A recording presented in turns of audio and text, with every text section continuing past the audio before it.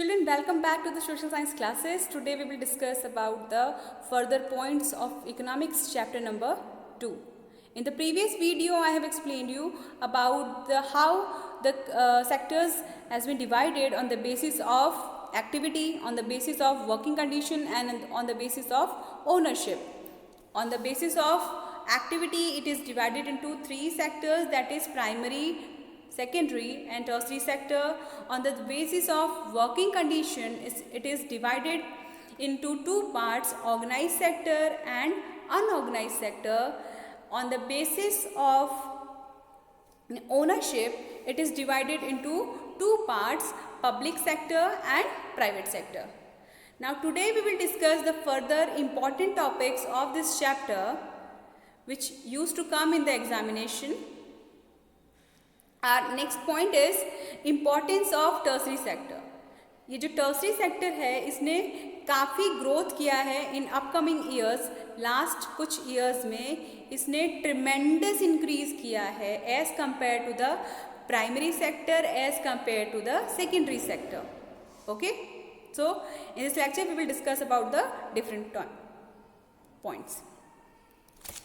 See, rising importance of tertiary sector in production, that you will get on the page number 24 and 25. Children, I will explain you all the points written over there. You have to go through it. आपको एक बार इसको पढ़ना पड़ेगा. Okay? So kids, now why the importance of tertiary sector has been increased in the few years? ये पिछले कुछ सालों में टर्सरी सेक्टर इतना इम्पॉर्टेंट कैसे हो गया, क्यों हो गया? So there are some points. Required services like hospital, educational sector and communications, ये जितने भी सर्विसेज हैं ये मोस्ट इम्पॉर्टेंट है. और as increasing with the time and changing with the time, so the requirement of all these services is also increasing. जैसे जैसे समय बदल रहा है उसके साथ साथ इन सब जो सर्विसेज हैं उनकी डिमांड और बढ़ती जा रही है. ठीक है, जैसे कि हमको बहुत सारे हॉस्पिटल्स की ज़रूरत है, हमको बहुत सारे होटल्स की ज़रूरत है, कम्युनिकेशंस के लिए हमको टेलीकॉम कंपनीज की ज़रूरत है. So just because all the required services involve in it, the importance of tertiary sector has been increasing. तो उसके साथ साथ ये भी बढ़ता जा रहा है. देन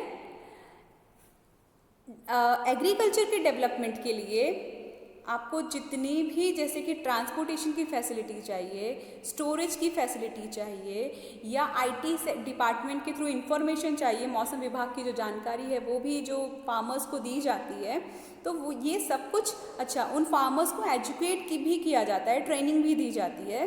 तो इन सब के लिए भी बच्चों किसकी ज़रूरत है? टर्सरी सेक्टर की ज़रूरत है. So for the development of agriculture also there is a need for tertiary sector, for transportation, for storage and for communication. So the tertiary sector is growing day by day. Now the third point is due to demand in the income level. अब जैसे जैसे लोगों की income बढ़ रही है ना बच्चों, वैसे वो लोग सर्विस सेक्टर की तरफ ज़्यादा मूव कर रहे हैं. देखो, पहले हम लोग अगर कोई भी बर्थडे पार्टी वगैरह होती थी तो हम मोस्टली प्रेफर करते थे घर में सेलिब्रेट कर लेते थे. लेकिन अब हम लोग क्या करते हैं, बाहर जाते हैं, या तो मूवी देखेंगे या फिर होटल्स में जाएंगे, या फिर अगर बर्थडे पार्टी भी अगर हमको प्लान करना देना है तो हम बाहर जाते हैं, होटल्स में जाते हैं. ये सब क्या कर रहा है बेटा कि आपकी जो नीड्स हैं या आपके जो प्रेफरेंसेस हैं वो सर्विस सेक्टर की तरफ ज़्यादा मूव हो रहा है. इसलिए tertiary sector day by day grow कर रहा है. Okay, so due to demand in the income, due to increase in the demand of income, your rise in demand for services भी उसके साथ साथ बढ़ती जा रही हैं. Then new service based on, जितनी भी सर्विसेज हैं वो आईटी और कम्युनिकेशन पे ही डिपेंड हैं और ये ज़्यादा इम्पॉर्टेंट होती जा रही हैं. आज के समय में सबसे इम्पॉर्टेंट आईटी सेक्टर हुआ, information technology department, communication department. ये इम्पॉर्टेंट सर्विसेज में काउंट होने लगी हैं. ये कहाँ से बिलोंग करते हैं? टर्सरी सेक्टर से बिलोंग करते हैं. ठीक है. So for understanding it more you can take a screenshot of it and you can write it down. Now moving on to the next point given on the page number 26, underemployment, then what is disguised unemployment, and we will talk about this. So you have to read page number 26. Okay? Okay children. So now we will discuss about the underemployment or disguised unemployment. Now these points, underemployment or disguised unemployment is the situation when more than requirement, when people are engaged in doing something. जब जितने लोगों की ज़रूरत है उससे ज़्यादा लोग जब वर्किंग में इंगेज्ड हैं या दिखाई देते हैं, काम करते हुए दिखाई दे रहे हैं, तो वो होती है अंडर एम्प्लॉयमेंट या डिस्ग्विस्ड अनएम्प्लॉयमेंट. हाउ? से चिल्ड्रेन, लाइक इन एग्रीकल्चर, एक फील्ड है या लैंड एरिया है, उस पे फैमिली के 8 लोग वर्किंग में हैं, जबकि वहाँ पे ज़रूरत कितने लोगों की है? मैक्सिमम 2 लोगों की या 3 लोगों में वो काम हो सकता है. तो बाकी बचे वो 4 लोग या वो 5 लोग क्या कर रहे हैं? They are unemployed.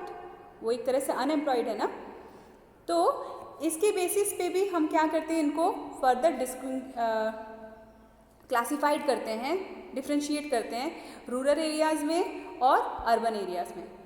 Rural areas में ऐसा होता है बच्चों, एग्रीकल्चरल जो एग्जाम्पल है वो होता है, एग्रीकल्चर में जितने भी लोग एंगेज्ड हैं, जितने की ज़रूरत है उससे ज़्यादा लोग जो एंगेज्ड हैं, they comes under the under employment और disguised unemployment. Then in urban areas वो लोग जो कभी कभार जिनको जॉब मिल पाती है, जैसे कि जो स्ट्रीट पे सेलिंग काम करते हैं या रिक्शा जो पुल करते हैं, रिक्शा चालक जो होते हैं, वो लोग किस में आते हैं बेटा? डिस्ग्विस्ड अनएम्प्लॉयमेंट में या अर्बन एरियाज़. ये अर्बन एरियाज़ की बात कर रही हूँ मैं. So again this is classified on the basis of rural areas and urban areas. Okay. So underemployment or disguised unemployment when more people are working than its need. ये rural areas में agriculture sector में पाया जाता है और urban areas में rickshaw puller और street selling जो करते हैं उन लोगों में ये वाला unemployment we can see. Okay, you can take the screenshot of it and write it down. Now children, with the problem of unemployment the government has to face so many problems related to it. एक unemployment के कारण government को और भी बहुत सारी problems को face करना पड़ता है. अब गवर्नमेंट ने बहुत सारी ऐसी पॉलिसीज़ बनाई हैं जिसके थ्रू वो एम्प्लॉयमेंट अपॉर्चुनिटीज़ को इंक्रीज़ कर सकता है. This is the point given on the page number 27 and 28 and 29. आपको इसको एक बार रीड करना है, go through करना, then by the pencil just underline the points. Children, why I am saying this thing again and again to you all? Because questions comes from the book. Book से आते हैं questions. आप ऐसे ही जो bold में दिया है उसको अंडरलाइन कीजिए, वहाँ से questions आते हैं. So we are preparing you for the board exam. You have to be very aware. So government की policies to promote employment. Government policies to promote employment. अब क्या क्या policies हैं, कैसे उन्होंने employment को improve किया. You all can pause the video and take the screenshot of it. This will help you to make notes. आप ये जो पेज नंबर 26, 7, 8 और 9 जो आप रीड करोगे उसके बिहाफ पे ये कुछ शॉर्ट पॉइंट्स हैं that will help you. So government has provided bank loan दिए for construction of irrigation or for improving the irrigation facilities. Then dam construction. Then for improving better rural road, improving transportation, then government can promote the semi-rural equipment and pump set can be brought. हर तरीके से government ने facility provide की और MNREGA start किया. MNREGA has guaranteed employment to the poor people. So government की policy right to work के under उसकी जो पॉलिसी है NREGA, that is national rural employment guarantee act, which guarantee the individual और the poor person of getting at least 100 day of work. कम से कम उसको 100 दिन का काम मिल सके, गारंटीड जॉब मिल सके, गारंटीड वर्क मिल सके, तो ये इंश्योर करता है कौन? NREGA. It was formed in 2005, that's why it is given the name 2005 over there. So initially it was started with the 200 districts only, केवल 200 डिस्ट्रिक्ट के साथ में ये बिगिन हुआ था, लेकिन आगे चल के 130 और अब ये जाके 600 डिस्ट्रिक्ट्स तक एक्सपांड हो चुका है। एंड इट इज़ गिविंग और providing the job to all the poor household और poor person, unemployed person, those who are not getting the job. So this is helpful in providing employment to the poor people in the country. So these all were the points of chapter number 2. I have covered up all the points. Now children, you have to just go through the chapter. एक बार आप पूरे chapter को read करो, pencil से underline करते जाओ जितने important points हैं, make the notes of that and we will help you for making the note as well as. And if you are facing any kind of problem, so you can put your comment, your doubt, and till then just take care of yourself. Bye bye.